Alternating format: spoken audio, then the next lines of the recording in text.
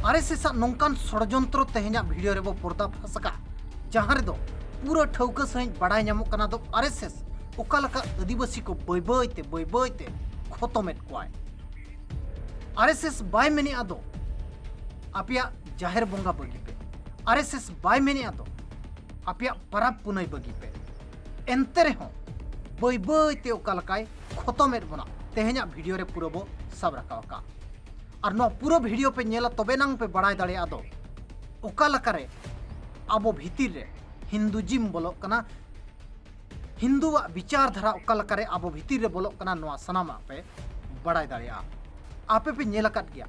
बिस्ती काते आबो area मेंदो schedule area करे जहां रे अधिकांश आदिवासी होड़ को तहन कना ओना एरिया रे आरएसएस सरस्वती शिशु विद्या मंदिर बनाव काते मिटंग शिक्षा संस्था चलुका ओंडे आरएसएस से बनाव ले हेडगवार सवरकर नुंकुआ विचारधारा को प्रचारया हिंदुआ विचारधारा को प्रचारया सारा घड़ी हिंदू कोरिन बोंगा बुरु ओंडे को बोंगा होचोएत कोआ नौका ची सरस्वती शिशु मंदिर करे आपे ओड़ा रे सरस्वती फोटो पे लगाव का चे बांगे शिवआ फोटो पे लगाव का चे बांगे नौका हो ओंडे गिदर सेचेट को माको कना मेंदो शिक्षा न्युतुमते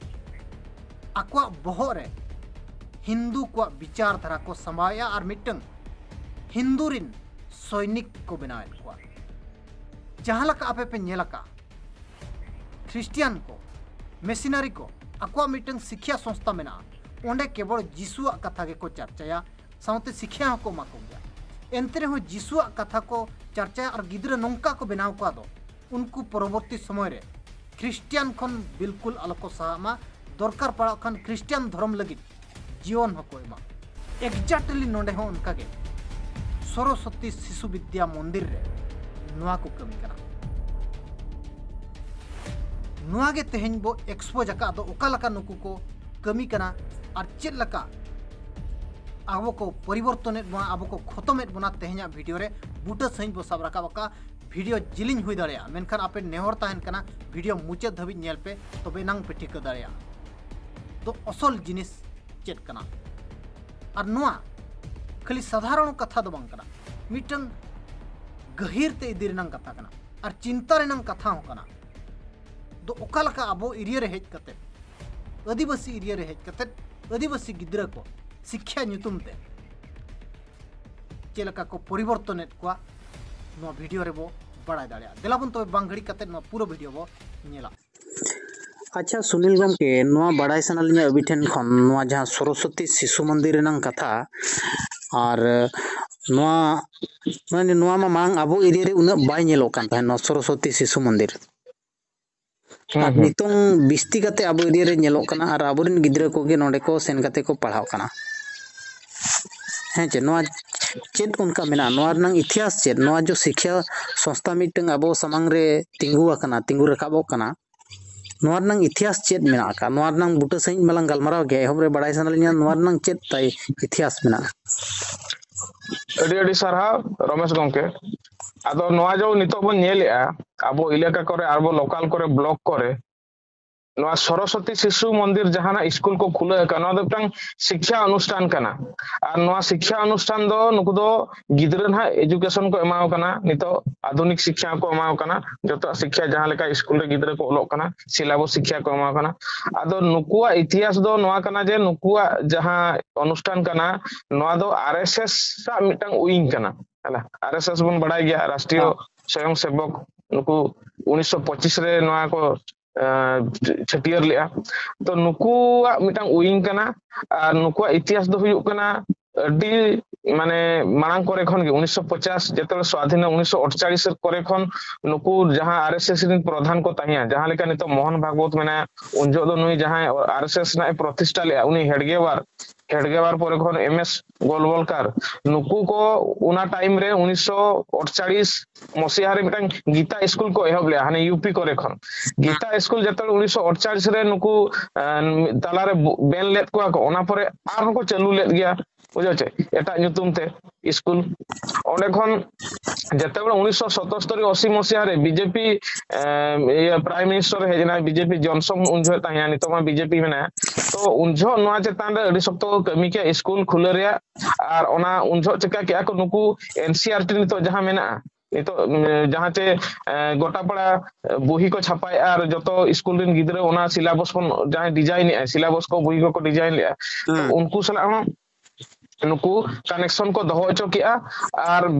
ओना पुरे के ना 1990 करे खन दो 1990 करे खन दो नवा दो पूरा गोटा ऑल इंडिया पसनावा कना हैला गोटा पसनायना और अब मयूरभंज केउझर और ओडिसा रे गोटा बन नेला मैक्सिमम मयूरभंज केउझर रे जतो 90 परे रे स्कूल करा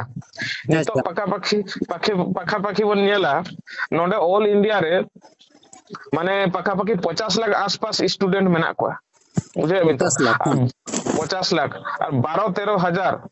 स्कूल ऑलरेडी मेना ओना हिसाब से अबिन भबिबिन तीना टीचर मेना को तीना क्लासरूम तीना जगह को इदिया का तो नोनका नुकुआ दो इतिहास कना और नुकुआ विचार धारा दो हुयु कना आरएसएस विचार धारा और नुकुआ नेला कना जो नुकु जहां एनुअल फंक्शन करे हुयु कना स्कूल कॉलेज रे आको जहां माने खास कातेन जो वार्षिक एनुअल फंक्शन को कराया एने सेरेंगा स्टेज रे नुकु खास काते हेडगेवार और एमएस गोलगोल फोटो जहां का उनको को बोंगाव कना को बाहामला को अराव कना बाकी में कोई मूड मा तहन कना तको सरस्वती माता ना हला उनको भारत माता जहां मिटंग अब भारत मानचित्र मिटंग जहां मिटंग तहन कना कुड़ी हपन नुकुआ फोटो को तहन कना और नवा विचार धारा करे खन गे एहब कते नुकुआ गालमारा खन जहां रे जहां सभा हुआ नुकुआ गालमारा खन एहब कते गे नुकु दो कमी होरा को जहाना को एतोब होबे माने नुकु जो हेड गवर तिकवा হয় नुकुआ फोटो को बोंगाया उनको धूप धुना धूपिया नुकु विचार धारा को गालमारा कना ओना गालमारा पदे कमी होरा को जहां तहन कना ओना को एतोब होबे अच्छा मेनखान दो नो विचार धारा मेनखान दो एकदम हिंदुजिम रेनंग विचार धारा हिंदुजिम विचार धारा कना और नोआ कट्टर हिंदुजिम विचार धारा नुकु जहां आरएसएस विंग रिन कना को आरएसएस रिन नु जहां लेका हेडगेबार उनी कना चटियर ले आरएसएस से बनाव ले तापर ओना तायम हेजना नु एमएस गोलवरकर जहां नु मिटंग अडी बड़ा गया बन नेतार सोशल मीडिया करे मिटंग अडी गान उइहर चेतारे नोका कोटिंग को हिजुआ तो नुकु विचार धारा दो नुकु तो हिंदू चे नुकु तो कट्टर हिंदू विचार धारा कना तको हला जहां चे नितो समय रे बीजेपी आ नेलो कना हला कार्यकलाप तो नुकु पूरा शिक्षा केंद्र जहां कना ओना ऊपर पूरा कब्जा को जमा का और कब्जा करते नवा जिनिस को होड़ा मानसिक रे को सांबा इदी अच्छा मेनखान तो नोंडे बुझो कना शिक्षा माने ᱧᱩᱛᱩᱢ ते एजुकेशन ᱧᱩᱛᱩᱢ ते नोआ अक्वा विचार धारा को संभाया बिल्कुल नुकु अको विचार धारा पूरा को सांबाया शिक्षा में मेना गया विज्ञान भूगोल इतिहास जहां लेका मेना ओना सिलेबस तो उनका के मेना हला जहां लेका विज्ञान हुईना विज्ञान दो पूरा धरती रे जहां आगे हुई कना ओना चेतन मेना मेन हुईना अको जहां विचार धारा माने चेक लेका मिटा स्कूल रे को प्रेयर स्कूल एहो मांग रे जहां पढ़ा एहो मांग को प्रेयर एनका ओंडे विचार धारा चला कना तापरे जहां ना गे आको माने स्कूल रे जहां लेका हाने गांधी जयंती हाना जयंती नोआ को तहन कना ओना भीतर आको जयंती को संभाया स्कूल रे जहां कांत करे ना हनी महापुरुष करे ना फोटो को चित्र को तहन कना ओंडे आकोरिन हीरो महापुरुष को देखा को तापरे गालमारा जहां को गालमारा कना मास्टर स्कूल भीतर ओना रे आको बोलन कना साहित्य बही करे जहां लेका मिटा पद्य गद्य तहन कना एखन आको धारा लेका तहन कना आको इतिहास बुरे आकोरिन हीरो को जहां का वीर सावरकर को हला नुकु जहां को तहन कना नुकु बै बै तको ओंडे को नुकु आको प्रोपेगेट या अच्छा एनखान दो माने विचार धारा मेनखान दो एकदम हिंदुजिम विचार धारा कना नोआ गे नोंडे को प्रमोट या नोआ शिक्षा माध्यम ते बिल्कुल बिल्कुल नोआ को शिक्षा माध्यम तक प्रमोट और ना हिंदुत्व जहां विचार धारा मन करो मिटांग को मेना मोरल शिक्षा जहां ना को मेना बुझे आंतरिक शिक्षा आध्यात्मिक शिक्षा तान कना एनखान उनको विचार धारा ओंडे को संभाया हाँ अच्छा और बड़ा सन लिया नोंडे मा माने मिटंग सरकार हो आया संस्था मेना शिक्षा संस्था आज माने जते हर पढ़ा उनका मिटंग नाराय लगाया और नुकु मिटंग प्राइवेटली नवा को चलू का नुकु चिका हकना 1977 80 मसिया रे जतबे जॉनसन दाड़े लेना माने नितो की जहां बीजेपी के ना अजीत के ना उनको के ना पार्टी को nyutum को बदल का तो उनको गे उनजो दो चिका ले को उन शक्त को नवा चेतान को नुकु उनजो को रखन को कमी अगुआ का जे शिक्षा केंद्र चेक लेका अब पूरा कब्जा हिजुआ उनजो गे नुकु चिका का को एनसीईआरटी जहां सिलेबस बुही छपाई है अला भारत सरकार मिटांग ऑटोनोमस बॉडी कना ओंडे नुकु सला को अलाइनमेंट का माने नुकु सला समझौता हुआ कना और उनका कते नवा दो ओनाते मारंग ईयर पासनायना माने नोडे दो पूरा माने सरकार नवा रे मिटांग ये इन्वॉल्वमेंट मेनाया और नवा चेतान रे जतो पूरा मशीनरी जहां मशीन कना ना शिक्षा केंद्र रे भारत ईयर रे एखान जतो नोडे नुकु सला पूरा मेसा कता नुकु जतो को कमिया कना और मिटांग नुकु सिलेबस रे मेना नुकु जहां ना ईयर तान कना ako activity curriculum activity रे मिटांग गीता दिवस मेना ताको हला ako सिलेबस में लेखा जहां लेका गीता दिवस एखान गीता दिवस ला दो गीता बारे तको चर्चा नो नोका ako मिटांग सिस्टमेटिक को बनावा का अच्छा गीता दिवस हिलो गीता बारे को चर्चा नो जो हेडगेवारा जन्मदिन को मनावा नोंका को इया अच्छा नोडे एनखान दो नुकु जदी आलांग नुकु जो मशीनरी स्कूल जहां मेना उनको अब नेल कटा का गया दो उनको माने आको गिदर खन गे माने जहां जिसुआ माने कथा मेना ओना गे को पढ़ाव इदी को ओना ते को मारंग इदी को ओना विचार धारा गे आको स्कूल रे दो को संभावा एनखान नोंडे हो उनका एग्जैक्टली बच्चा बिल्कुल एग्जैक्टली जहां लका मिशनरी में क्रिश्चियन मिशनरी स्कूल उनको हो उनका गे नोआते बई तको ना प्रोपेगेंडा प्रोपेगेट एको को प्रचार प्रसार है नोआ हो ओना कान गे जहां लका मद्रास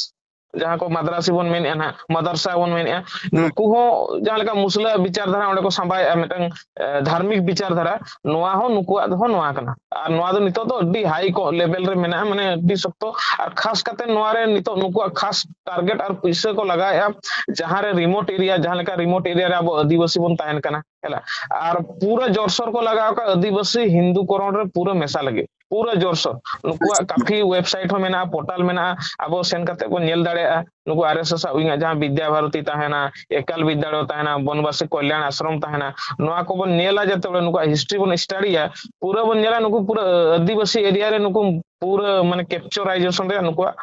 फर्स्ट प्रायोरिटी तको ताहेन कना कन आदिवासी एरिया रे मिटंग आको जहां माने ब्राह्मणी जिम मेना नोआ आदर नंग मिटंग पिया अच्छा अब नोका किछि दिया मेना डेटा मेना दो अब एरिया रे माने आदिवासी एरिया रे तिनंग को इया का बिस्टिकाते अब केउझर मयूरभंज रे जदी बनेला हाँ नवा बारे थे जदि अब मयूरभंज और केउझर बन नेला मयूरभंज रे आए इनु डाटा कोन पानते बड़ा क्या एखन मयूरभंज रे अब 26 टी ब्लॉक मेना हैला 26 टी ब्लॉक मेना और जतो ब्लॉक रे मेना निहते मयूरभंज रे पूरा एग्जैक्टली बन बड़ा रह माने 26 टी ब्लॉक मेना माने 40 50 टी तो मेना हैला 26 टी मेना अबिन भबिबिन 26 30 35 प्लस तो मेना स्कूल जगह जगह रे जहां लेका बारीपदा रे ओना को मा मेन जगह ना बारीपदा रामपुर करंजी केंदु जियानी रे बन लेका बादाम पहाड़ ओना जोशीपुर बिसुई एला बेतनोटी मोरडा जतो ब्लॉक रे मेना आर हो ब्लॉक भीतर आर ये आर उनका हुडी हो मेना तो उनका ते नुकु चलु का नुकु दो प्रथम श्रेणी खन नुकु +2 सेकंड माने हायर सेकेंडरी धबि नोडे शिक्षा को मा कना नुकु आवासिक ये हो मेना माने जहां लगा केंदु जियानी रे मेना ओंडे दो आवासिक माने ये तक मेना ताहेन रे आहो हॉस्टल फैसिलिटी और केउझर उनका के 13 टी ब्लॉक मेना 13 टी ब्लॉक माने 13 पाखा पाखी 20 टी 15 प्लस दो मेना बिस्ती के ताहे को कम दो नोआ मेनखान नोआ मा नोआ नोडे कुकली नोआ रकाब कना दो माने मिटंग आदिवासी एरिया आदिवासी बहुल शेड्यूल एरिया बो मेनिया ओना दो केवल आदिवासी के बिस्ती मेना कन को मेनखान ओना एरिया रे नुकु को नजरया नुकु खास करते आदिवासी को नजर को हला चेकाते नितो दो एजुकेशन रे नेल लेखान दो ना आदिवासी के ना अडी सप्त को पछले गया और नुकु एजुकेशन केंद्र रे तक पूरा कब्जा मेना एखान आदिवासी को अगुइत को और अगु करते बई ते हिंदू करण से को संभायत बना मेनखान दो आदिवासी एरिया रे आको नोआ बेनाव रे नंग नोआ जो संस्था बेनाव रे नंग एनखान दो हिंदू करण संभाव रे नंगे पिया दो उद्देश्य बिल्कुल बिल्कुल हिंदूकरण अब नेलमा जहां लेका अब आदिवासी इलाका रे मयूरभंज के उंझर बन नेला जहां रे आदिवासी बन तहन कना आदिवासी बहुल जगह कना ओना साउते महतो मेना को हला उनका आसपास रे महतो कुंकल जहां ओबीसी को कम्युनिटी बन मेता कना एसी हो मेना को तो महतो को दो अड़ी सख्त सरस्वती शिशु मंदिर जहां मैनेजमेंट मेना स्कूल मेना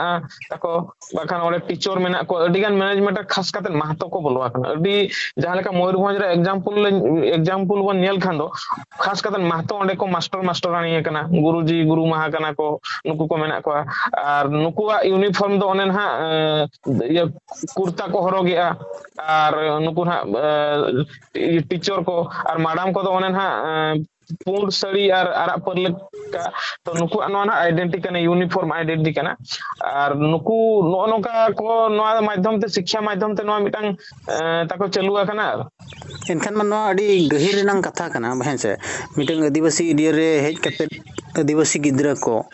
माने नोंका मिटंग हिंदू रे परिवर्तन को लगी गिदर खन आको बहरे संभाव नोआ विचार धारा अड़ी गहिर कथा कना नोआ बांग अड्डी गहिर कथा कना माने अड्डी गहिर माने अड्डी गहिर आबो जो जते बड़े बन गालमारा आबो लेता कल्चर ट्रेडिशन हला आबो परंपरा आबो इतिहास कथा आबोरिन स्वाधीनता संग्रामी आबोरिन बंगा बुरु आबोरिन हापनाम कथा और जते बड़े हांडे आबो अनुष्ठान रे नोना को बन आंजो मिटा गिदरे जदी प्रथम क्लास को नोआ एक्टिविटी करा मिटा साल पिछारे हाने गीता दिवस रे अटेंड हाने गुरु दिवस रे अटेंड हाने आरएसएस विचारधारा दिवस हाने अटेंड मतलब आको विज्ञान रे कटी हाना ना हाने वैदिक हाने मैथमेटिक्स कथा ओडे आंजमाय लेता हला एखान ओना जिनिस ऑटोमेटिक आजा बहुत रे ओना बोलोन कना 10 वर्ष धबि ओना जिनिस जदी बोलो ना एखान तो उनी तो बई बईते आबो हापड़ामा कथा उनी बाय आंजमा बुही रे होता सिलेबस रे होता बनुआ जे आयो बाबा हो ओड़ा रे बाको गालमारा जे बाबो बडा अब समाज रे बाबो गालमारा एनखा तो ऑटोमेटिक उनी तो बोना चित्तारे चिंताधारा हिजुआ और जते बेले उनको चेतान रे जहाना मिटंग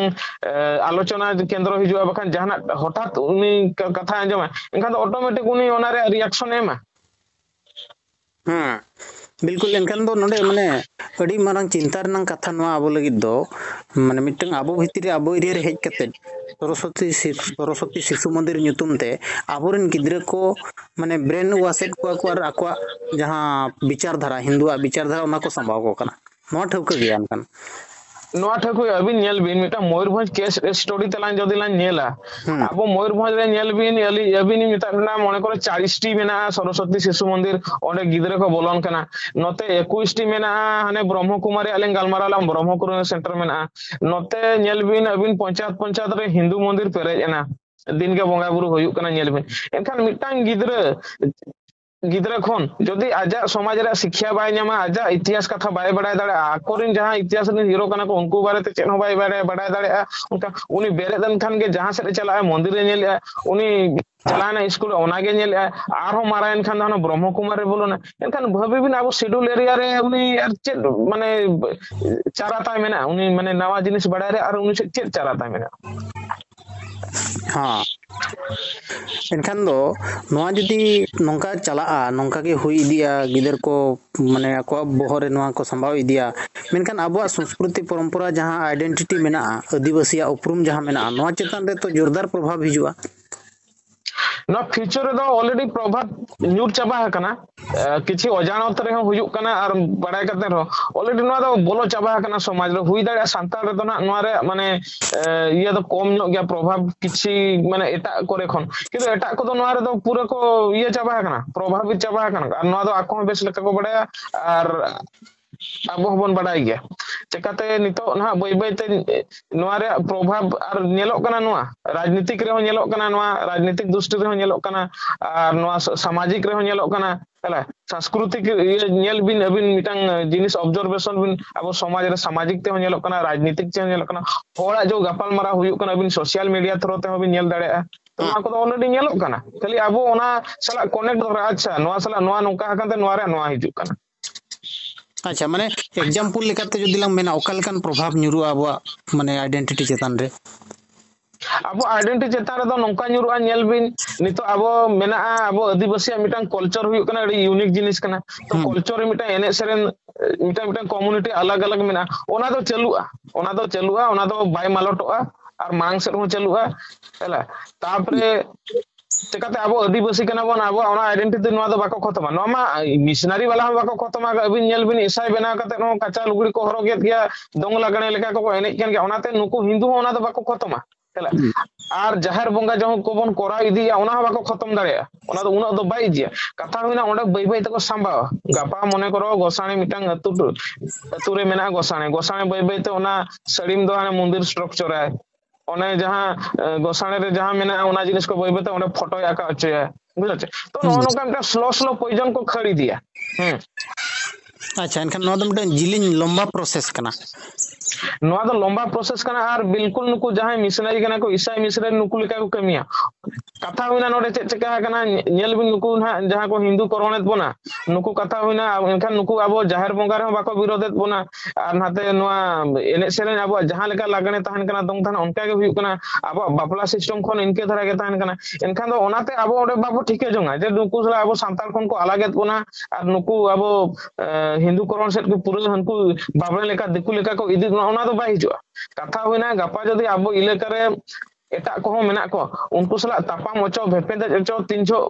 मंदिर ऊपर आक्रमण एनका ओडे अब फौज लेका ओडे अब डेडिकेशन एमरे उनको मिटा अब को ब्रिगेड को बनायत बना बुझो अच्छा अच्छा मिटन सैनिक लेका को बनायत बना सैनिक लेका को बनायत बना हिंदुत्व हिंदू करण जहां लेका हिंदू राष्ट्र रे मिटन कोरी पड़कना को दोहाका मने करो गपा ओको मुस्लिम ना नवा चेता रे मिटन संविधान इदी कते मने नवा दो सेकुलर कना धर्म निरपेक्ष ताते मुस्लिम राज रास्ता को ओडो को बकान हाना ना को विरोध है एनखान ओंडे नवा उनको को एने एनवा विक्टिम गेम जेल में आबोरिन बोंगा को नंकायत को ये को एनखान अब ओना सेंटीमेंट जहां आबो कना बन आदिवासी कना बन ओना चेतन ओना सेंटीमेंट अब जो इटा इमोशन मेना ओना चेहरा को ओना को इस्तेमाल दाड़िया होय नोंडे मा नेलो कान गया नोआ हो दो डायरेक्टली नुकु मेसिनारी हो बाको मेने अदो आपे हरो बांदे एने चरिन बगी पे चे नुकु हिंदू हो बाको मेने अदो आपे एने चरिन बोंगा बुरु को माना को जाहिर बोंगा को बगी पे मेनते बिल्कुल ओनागे ना नोआ दो ओनाग कथा हुइना ओना मेनते अब सरस्वती शिशु मंदिर बन पढ़ाव गदो मिटांग मेन गदा बन देला तेन दो बाबणे सला बन बापला आचे हनी सला उनका को दो बाय नोआ दो हुइ कना अब फौज को बनावा जहां लेका नहीं तो ईसा मिशनरी को अभी नेल बिन सोशल मीडिया उनको अब सारना धर्म रिन जहां आदिवासी और उनको संताल और अब संताल भितरे विचार धारा बाय मिदु कना हुइ दाड़ा नेलते तो उनका को नेला हरता उनका के नेला अब हरो बांधे उनका के कच्चा को बन हरो के उनी उनका के एनी दाड़ा अब लेका बुझो जतो माने न्यूतुम उनका के थाना किंतु अब और आजा भितरे मिटांग जिनिस रे नंका है जो कोर जिनिस रे आजा और अब विचारधारा बाय बेसा और ओंडे खन के खपरियो एहबा एनका नुकु हो ओने उनका अब सला ना सेंटीमेंट इमोशनल ओंडे को गेम को एनेज कना हाँ माने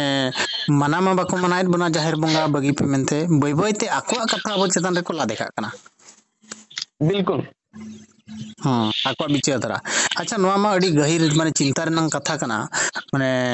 नेल खान दो नोका के जदी चलू खान दो आगाम दिन रे अडी प्रभाव आबवा